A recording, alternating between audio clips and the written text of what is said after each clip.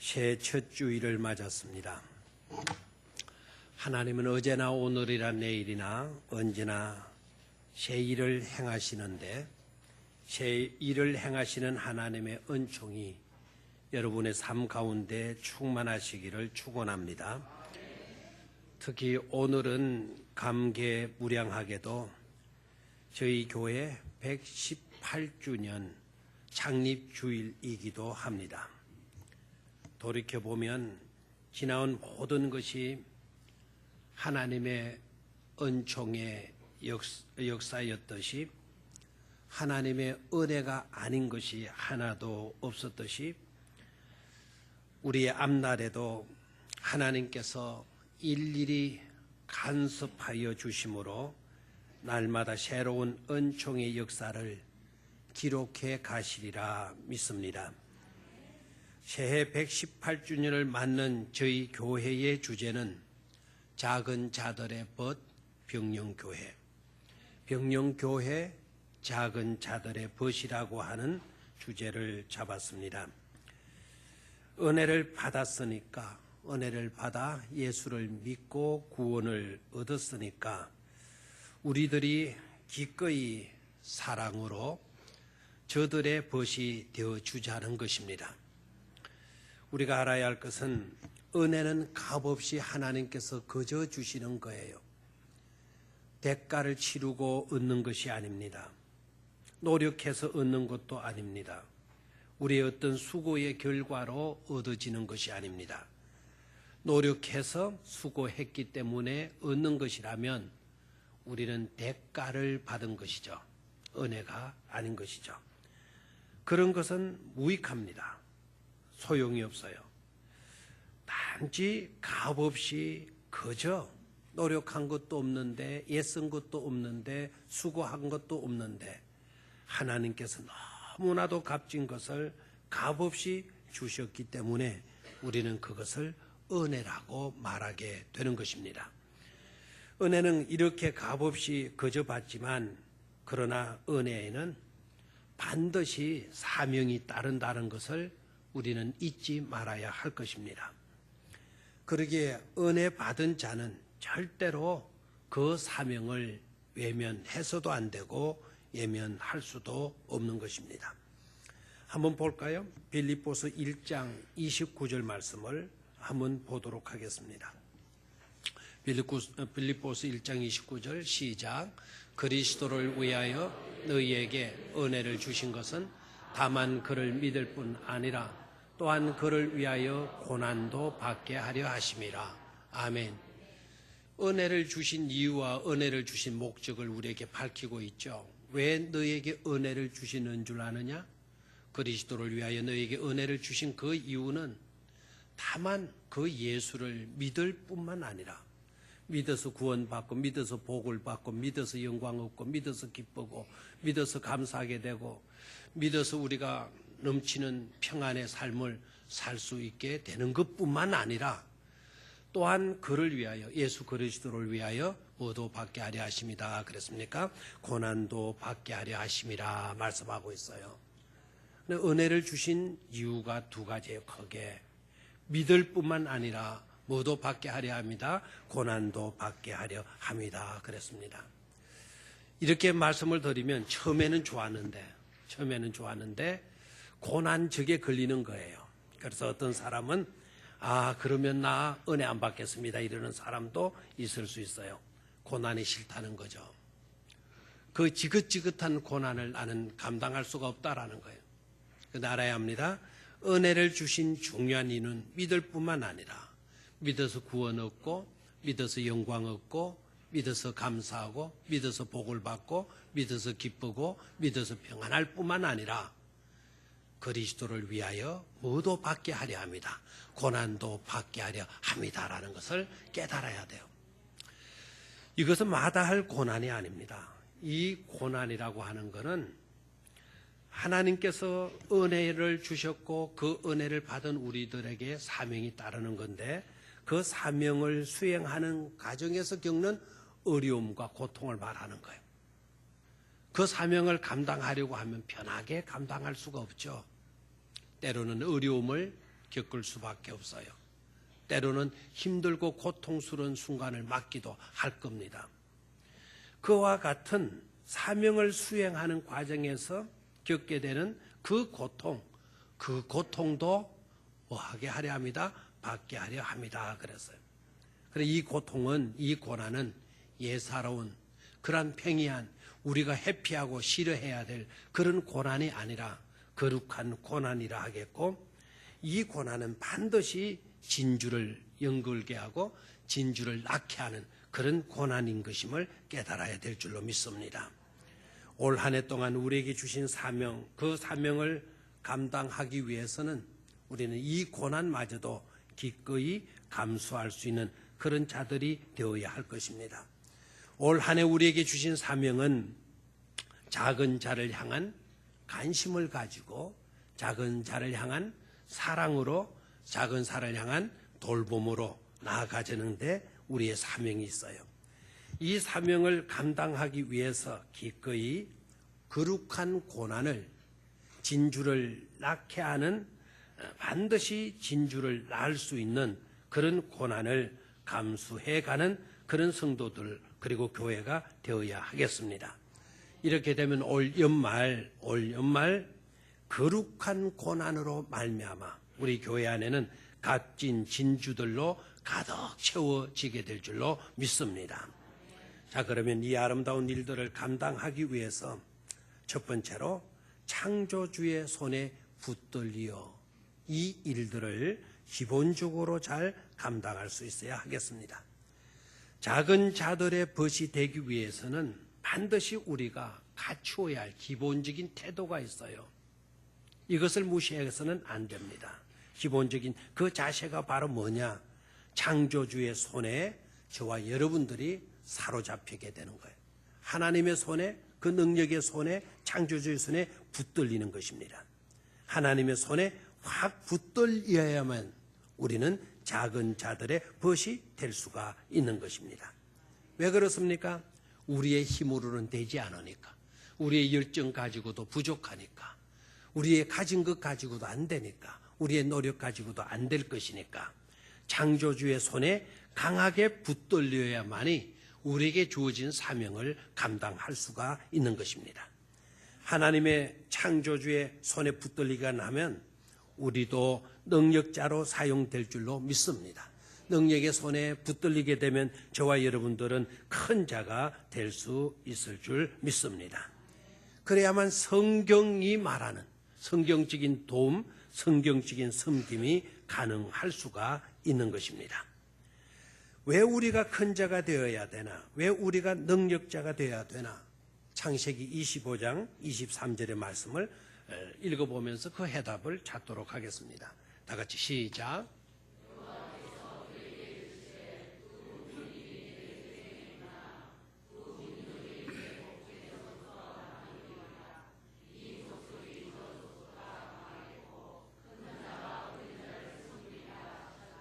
아멘. 하나님께서 리브가에게 하신 말씀에 리브가의 복 중에는 지금 쌍태가 들어있는 거예요. 하나는 예수고 하나는 야곱이죠. 그런데 예언적으로 말씀을 주시기를 뭐라고 얘기했나요? 이 족속이 저 족속보다 강하겠고 큰 자가 어린 자를 말이라 그랬습니까? 섬기리라 하셨더라. 큰 자가 어린 자를 섬기는 것이 성경의 논리예요. 성경의 논리. 자, 로마서 15장 1절을 다시 한번 보겠습니다. 신약에 가서 로마서 15장 1절 시작. 믿음이 강한 우리는 마땅히 믿음이 약한 자의 약점을 담당하고 자기를 기쁘게 하지 아니할 것이니라 그랬어요. 자기 좋을 대로 살지 아니하는 것이리라 그랬어요. 자, 앞에 전제된 것이 바로 뭡니까?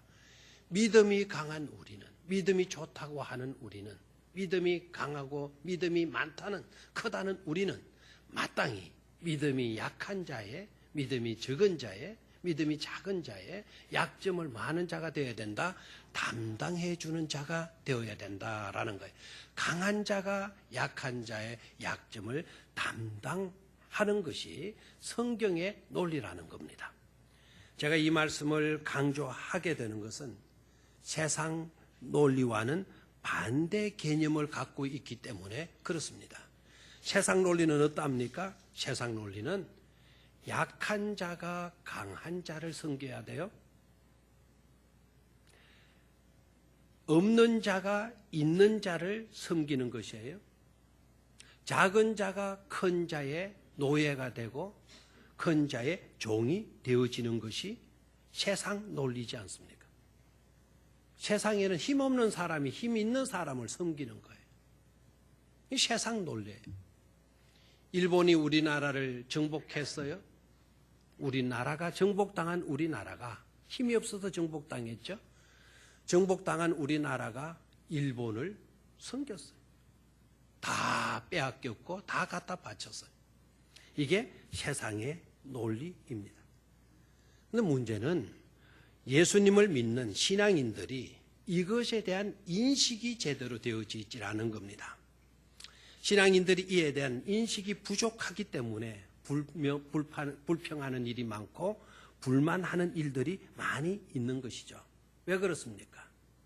이것을 혼돈하고 있기 때문에 섬김 자체를 비굴한 것으로 생각을 해요. 남을 높여주고 남을 세워주고 남을 채워주고 남을 대접하는 것, 이것을 아주 안 좋게 여깁니다. 왜냐하면 세상 논리가 약한 자가 강한 자를 섬기고 또 작은 자가 큰 자를 섬기는 그런 식으로 생각을 하기 때문에 그렇죠.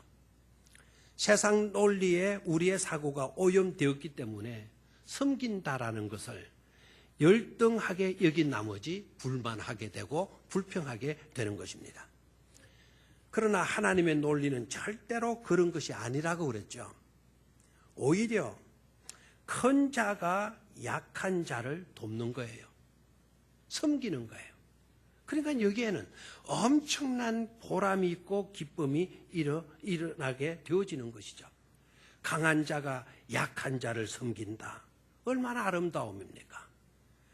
큰 자이기 때문에 물 한 그릇도 갖다 줄 수가 있고요. 큰 자이기 때문에 밥상을 차려서 갖다가 드릴 수도 있는 거예요. 어머니가 큰 자이기 때문에 작은 자식들의 밥상을 차려주는 것도 아닙니까? 어머니가 약자이기 때문에 아이들의 밥상을 차려주는 것으로 생각이 됩니까? 그러면 참으로 비굴해요. 어머니이기 때문에 어머니의 사명감 때문에 내가 그렇게 하는 것이다. 그것보다는 큰 자이기 때문에 어린 자녀들의 밥상을 내가 차려주는 것이다. 그러면 얼마나 사랑하는 마음, 사명감이 아름답게 느껴지게 되는 것입니까? 강한 자이기에 돌봐줄 수가 있는 것이고 큰 자이기 때문에 도움의 손길을 뻗칠 수 있는 것이죠. 우리는 이것을 혼돈하지 말아야 될 줄로 믿습니다. 창조주의 손에 우리가 붙들리게 되면 큰 자가 될 수가 있는 거예요. 창조주의 손에 붙들리게 되면 우리는 강한 자가 될 수가 있는 거예요. 큰 자로서 작은 자를 섬길 수가 있고 작은 자를 위해서 기꺼이 우리가 도움의 손길을 펼칠 수가 있는 것입니다. 지난 총회 때의 포럼 발표를 보니까 아주 충격적이었어요. 작은 자들의 벗, 작은 자들의 벗이 되자. 이게 작년 9월 달에 총회에서 우리 교단의 슬로건이기도 합니다. 그러니까 온통 주제가 여기에 맞춰져 있고 사례 발표도 있었고 수많은 포럼도 하게 되었습니다. 그게 한 포럼의 발표를 보니까 충격적이었어요. 100년 전 교회는 100년 전에 우리나라 교회는 핍박을 받았는데 100년 후에 지금의 교회는 피난을 받고 있다. 100년 전에는 핍박을 받았지만 지금 우리 교회는 피난을 받고 있다. 왜 그런가? 100년 전 교회는 전능하신 창조주의 팔을 의지하고서 세상과 짝하지 않고 세상의 편리로 살지 않고 세상과 타협하지 않고 오로지 복음에 입각한 믿음으로 살려고 한 것 때문에 핍박을 받았다. 믿음으로 살려고 한 것 때문에 핍박을 받았다. 그러나 100년이 지난 후 지금의 교회는 창조주의 기쁨으로 살기보다는 자기밖에 모르는 삶을 살기 때문이다. 이웃을 예면하고 탐욕에 사로잡혀 자기 좋을 대로, 자기 방식대로, 자기 편리대로 살기 때문에 세상 사람들이 보기에 뭐가 다른가? 다를 것이 우리와 하나도 없지 않느냐? 다른 것으로 오늘 교회를 비난하고 있다는 것입니다. 100년 전 교회는 주는 이강수 씨의 1917년에 쓴 야소교가 조선에 준 은혜라는 글을 보면 잘 나타나고 있어요. 주는 이강수 씨는 기독교인이 아닙니다. 문학가이긴 하지만 기독교인이 아닌데, 그런데도 야소교는 기독교를 말해 예수교가 조선에 준 은혜라는, 그래서 이렇게 말하고 있습니다. 야소교는 한글을 보급했고 술, 담배, 퇴치 운동을 폈고 여성을 해방시켰고 여성 재혼을 허락하였고, 이 말이 조금 걸리는지 모르는데 기독교 선교사들이 들어와서 보니까 홀로 천상가부가 되어졌으면서도 젊음을 그냥 인내로 지내는 그 안타까운 사연들 보고는 사별의 그 아픔이 있었다 하더라도 재혼해서 새로운 살림을 차려도 좋다.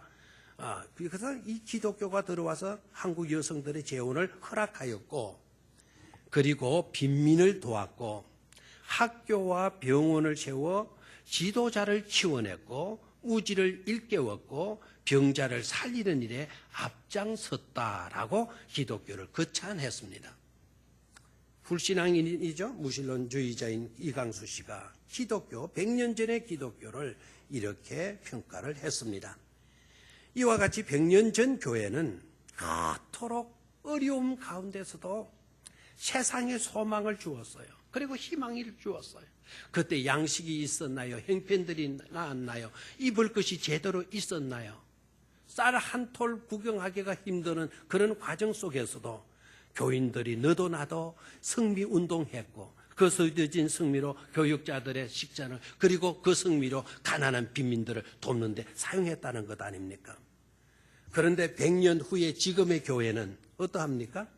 그토록 풍족함 가운데서도 자신을 위해서는 풍족한 삶을 살고 있지만 불안한 이웃을 위해서는 너무나도 인색하고 있다. 너무나도 인색하고 있다. 외면한다라는 것이죠. 너무나도 선한 사업을 위해서는 너무나도 인색하고 있다라는 것입니다. 거기에 포럼에서 어느 교회 사례가 발표가 되어졌었는데 그 사례의 내용이 또 충격적입니다.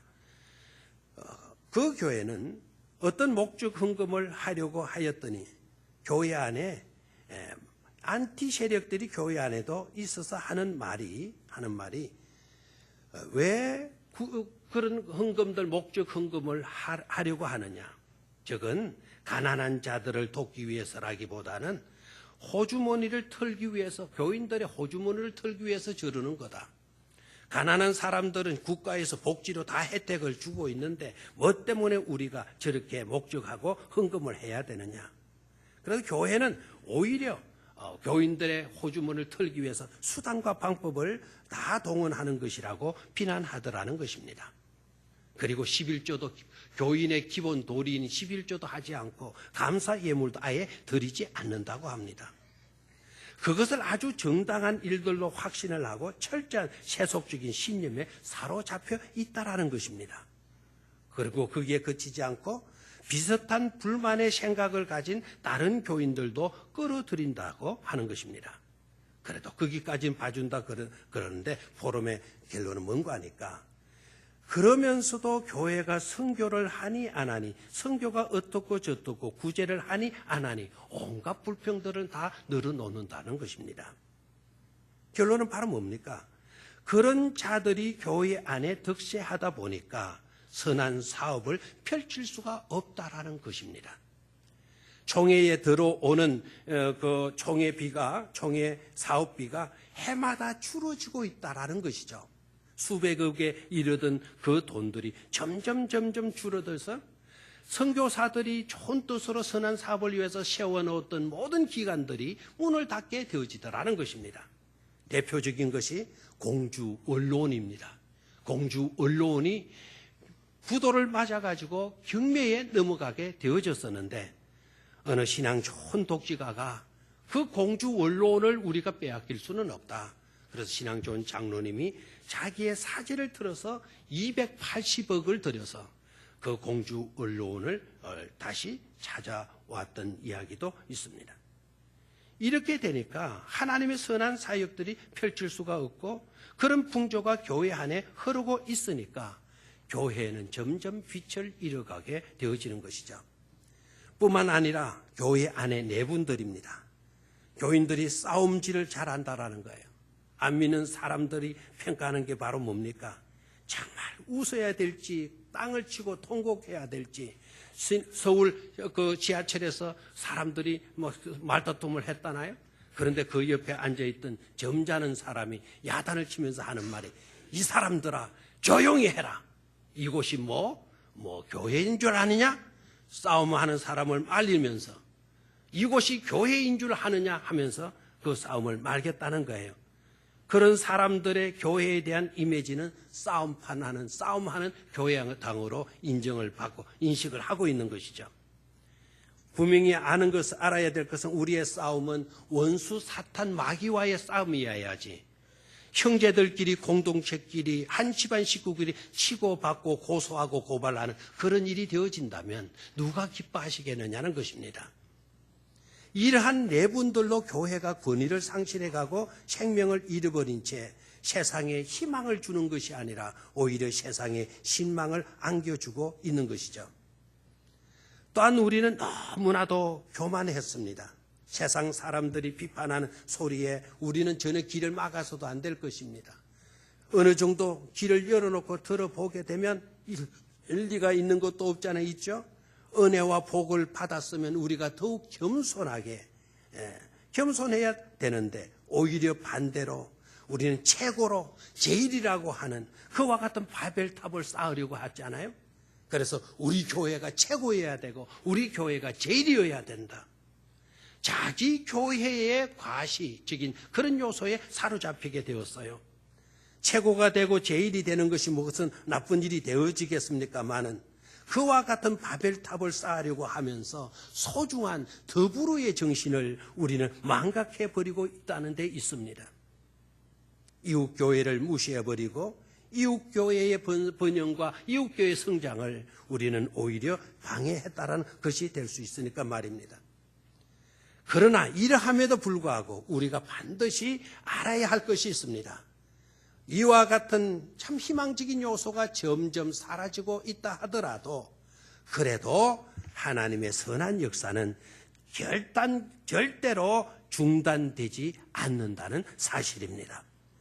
출애굽한 이스라엘 백성이 그토록 원망도 많이 했고 불평도 했고 우상을 섬기고 타락했어도 그들은 아니었지만 하나님은 그 백성들을 기필코 가나안 땅에 들어가게 하여 주셨지 않았습니까? 하나님의 약속 있었기 때문에 하나님은 반드시 그 언약을 이루어 가시는 것입니다. 또한 하나님은 어제나 오늘이나 내일이나 영원히 동일하신 분이신데 하나님은 여전히 사랑의 주님이시고 여전히 창조주이시고 있다라는 사실입니다. 하나님은 창조주 하나님이세요. 옛날 옛적에만 태초에만 하나님이 창조하시고 지금은 구경만 하시고 창조하신 물체들이 피조물들이 어떻게 운행되어지고 있나 감망만 하시는 하나님이 아니시고 지금도 하나님은 지속적으로 창조의 역사를 베풀어 가시고 있다라는 점입니다. 하나님의 창조에는 위에서 유로 가는 창조가 있잖아요. 이걸 바라라 그래요. 창세기 3장에 우리 한글 성경에는 창조라는 말이 하나로 쓰여지고 있지만 히브리 원전에는 세 단어가 사용되어지고 있죠. 태초에 하나님이 천지를 창조하시니라 했을 때 그 창조는 바로 바라예요. 위에서 유로 나아가는 창조를 하신 것이죠. 두 번째, 흙을 빚어줘서 사람을 만드셨어요. 있는 것 가지고 사람의 형태를 만드셨어요. 이것을 아싸라 그래요. 위에서 유로 더 좋게 만드는 것, 이것을 아싸의 창조다 이렇게 이야기를 하고요. 또 하나의 창조가 있잖아요. 아차르라고 하는 이 창조는 모델을 앞에 놓고 그 모델을 따라서 형태를 따라서 조각해 가는 것을 이 아차라라고 그래요. 우리 인간을 만드셨을 때 하나님은 그냥 무턱대고 만드신 것이 아니라 하나님의 형상을 따라 우리를 빚으셨잖아요. 그때의 창조를 아차르라고 하는 것입니다. 그러니까 여전히 하나님은 창조해 가시는 창조주이심을 알 수가 있습니다. 그렇기 때문에 지난날에 우리가 비록 으그러지고 실패하고 잘못되고 여러 가지 일들로 파괴되어졌다 할지라도 하나님은 모든 것을 그러기에 포기하시는 것이 아니라 그러기에 모든 것을 접으시는 하나님이 아니시라. 다시 새롭게 해서 다시 구속해서 다시 다듬어서 다시 채워서 창조의 역사를 펼쳐가시는 분이심을 절대로 우리는 잊지 말아야 될 줄로 믿습니다. 그러기에 희망이 있는 것입니다. 여기에 헤아릴 수 없는 복이 있는 것입니다. 그러기에 창조주의 그 손길에 우리가 붙들려서 나아가면 얼마든지 작은 자들의 벗이 될 수 있는 줄 믿습니다. 이 사회의 희망이 될 수 있을 줄 믿습니다. 하나님의 기쁨이 될 수 있을 줄 믿습니다. 그 은혜를 우리는 잘 감당할 수 있어야 되겠습니다. 두 번째로 왜 작은 자들의 그렇다면 벗이 되어야 하나? 간략하게 하나씩 짚어보도록 하겠습니다. 먼저 성경 여러 곳에서 명령하시고 있기 때문에요.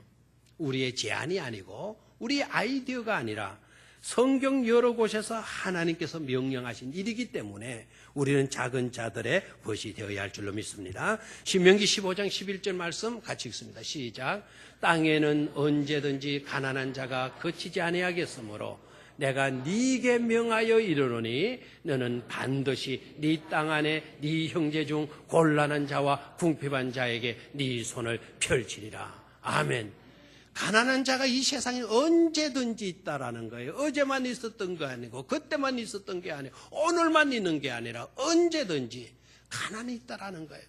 그래서 우리 주님께서 명령하시기를 너는 반드시 네 땅 안에 네 형제 중 곤란한 자와 궁핍한 자에게 네 손을 마라 그랬습니까? 펼쳐라 라고 명령을 하시기 때문에 우리는 작은 자들의 벗이 되어야 될 줄로 믿습니다. 두 번째로 예수 그리스도의 생애가 그러하였기 때문에 그래요. 예수님은 큰 분이세요. 큰 자이세요. 하나님이세요. 그러면서도 작은 자의 벗이 되기 위해서 우리와 동일한 옷을 입으시고 이 땅에 오셔서 이 땅의 삶을 그렇게 사신 줄 믿습니다. 베데스다 연못가에 왜 찾아가셨나요? 그들의 벗이 되시기 위해서. 왜 병든 자의 집에 들어가셨나요? 왜 귀신 들린 사람을 만나셨나요? 왜 세리를 만나셨습니까? 왜 창기들을 만나셨습니까? 왜 죄인들과 함께 식사를 하셨습니까? 그들의 벗이 되기 위함인 줄로 믿습니다. 또한 초대교회가 본을 보여주었기 때문에 그래요. 초대교회가 참 모델 좋은 모범적인 교회를 들라고 하면 초대교회를 우리는 들지 않습니까? 초대교회가 어떤 본을 보여줬나요? 은혜를 받고 자기 소유를 다 팔아 가난한 자들을 향하여 나누어 주었다라고 이야기 나와 있어요. 그 일로 구원받는 무리가 날마다 더하여지니라는 그 결과까지도 우리에게 말씀해 주고 있습니다. 왜 우리는 작은 자들의 벗이 되어야 하나요? 더 나아가 저들이 필요로 하기 때문에 그래요. 도움의 손길을, 사랑의 손길을 필요로 하기 때문에 우리는 저들의 이웃이 되어야 될 줄로 믿습니다. 또한 우리는 저들의 벗이 되어야 될 이유는 알곡 신자된 우리에게 주어진 사명이기 때문인 것임을 깨닫기를 축원합니다. 알곡 신자에게 주어진 사명이에요. 쭉증이에게는 이런 사명이 주어질 수가 없어요. 쭉증이는 아무짝에도 쓸모없는 것이죠. 오직 알곡만 생명을 가지고 있어서 생명을 이어갈 수가 있는 거예요. 오직 알곡만 사람들에게 양식이 되어줄 수 있는 것입니다. 오직 알곡만 일하는 자의 기쁨이 되고 일하는 자의 보람을 안겨주게 되는 것입니다. 알곡 신자가 되는 것이 그토록 중요한 것입니다. 알곡은 한 알만 있어도 희망이 있는 줄로 믿습니다. 쭉증이는 수억 개, 수천억 개가 있다 하더라도 쭉증이에게는 우리는 희망을 가질 수가 없어요. 수천억이면 뭐합니까? 희망을 가질 수가 없는데 그 속에는, 그러나 알곡은 하나의 알곡이라 하더라도 그 속에 생명이 있기 때문에 우리에게 얼마든지 희망할 수 있는 줄로 믿습니다. 바로 우리 한국교회가 이 시대에 그와 같은 하나의 미랄이 되어져야 될 줄로 믿습니다. 우리 교회 안에도 이런 하나의 미랄들로 가득 채워진 교회가 되어지기를 축원합니다. 마지막 세 번째로, 그렇다면 작은 자들 그들은 누구인가 하는 것입니다. 우리가 벗이 되어줘야 될 그들은 누구일까요? 첫 번째는 다음 세대의 주축이 될 젊은이들과 어린이들인 줄로 믿습니다. 차세대의 주인공, 이들을 우리가 제대로 키워놓지 않으면, 교육하지 않으면, 이들에게 진정한 벗이 되어주지 못한다면 우리의 미래는 희망이 없습니다. 작은 자들 그들은 누구일까요? 경제적으로 가난한 자들입니다. 가난한 자들 또한 그들은 누구일까요? 400만이 넘는 장애를 가진 자들입니다. 우리 주변에 장애를 가진 자들이 얼마나 많은지 모릅니다. 400만입니다. 400만이 어느 정도가 되는지 아직 구별이 잘 안 된다면 부산 시내 시민 전체가 우리 한국의 장애인들이다 생각하면 되는 것이죠. 다문화 가족들의 이웃이 되어줘야 돼요. 다문화 가족들. 우리 교회 안에도 다문화 가족들이 많이 있습니다. 그들의 벗이 되어줘야 돼요. 다문화 가족이 우리나라에 어느 정도 되느냐? 약 한 20만 정도 되었어요. 20만이 또 어느 정도냐 또 구별이 잘 안 되면 경주 시내만큼 있다 생각하시면 돼요. 북한 동포들, 탈북자들, 실향민들이 바로 우리가 벗이 되어줘야 될 이웃들인 것입니다. 북한 동포들, 탈북자들이 이미 또 다문화 가족과 마찬가지로 탈북자들만 또 20만이 넘는다고 합니다. 우리는 저들을 외면해서는 절대로 안 됩니다. 예수님처럼 큰 자로서 낮은 자리로 내려가셔서 벗이 되어주셨던 것처럼 우리도 큰 자가 되어서, 강한 자가 되어서, 보다 넘치는 사랑의 소유자들이 되어서 낮은 자리로 내려가 저들의 벗이 되어줘야 될 줄로 믿습니다. 편하게 저들의 벗이 되어줄 거야. 편하게 되어주려면 우리는 할 수가 없습니다. 움켜쥐고도 할 수가 없습니다. 머리만 가지고 안 됩니다. 말만 가지고 안 됩니다. 철저한 희생이 있어야 된다는 사실입니다. 그럼 우리는 어떻게 이웃이 될 수가 있습니까? 우리가 과연 가난한 자들의 벗이 될 만한 그런 자질과 그런 능력과 그런 예산, 그런 돈을 가지고 있느냐? 없을 수도 있습니다. 그러나 여러분, 그런 예산이 없다 하더라도 우리는 살아계시는 우리에게 이 일을 감당하라는 하나님의 명령이 있는 한, 그 하나님이 우리의 아버지가 되시는 한, 하나님께 매달려서 더욱 기도하게 되면 반드시 길은 열리게 될 줄로 믿습니다. 골다 메이어라고 하는 영국의 여성 총리, 유일한 여성 총리였죠. 골다 메이어. 이스라엘을 번영케 만들었고 중동 평화를 안겨준 아주 너무나도 유명한 여성입니다. 이 사람이 사선을 했어요. 이스라엘에서 사선을 했고 결국 임기 중에 숨겼던, 백성들에게 절대로 말하지 않던 림프종이라고 하는 암으로 더 이상 일을 감당할 수가 없어서 사임을 했고 그 후에 몇 달 뒤에 돌아가셨어요. 이분이, 나는 그 이야기 하려고 하는 것이 아니라 이분이 한 이야기 너무나도 감동적이에요. 나는 나만큼 얼굴이 못생긴 여자는 없을 거다. 여자의 생명은 인물이라고 그러는데, 인물 나쁜 사람도 희망 절대로 가지지 마셔요. 나는 얼굴이 못생기기 때문에 누구보다도 기도했다. 누구보다도 더 많이 공부했다. 왜? 나는 못생기기 때문에. 그 누구도 이 인물을 보고 나를 사랑해 줄 사람은 없을 것 알기 때문에 더욱 하나님께 기도했고 하나님께 매달렸고 하나님의 도움을 구했고 그렇게 열심히 공부했다. 오늘 내가 이렇게 될 수 있었던 것은 내가 못생겼기 때문이다 라고 말을 했어요.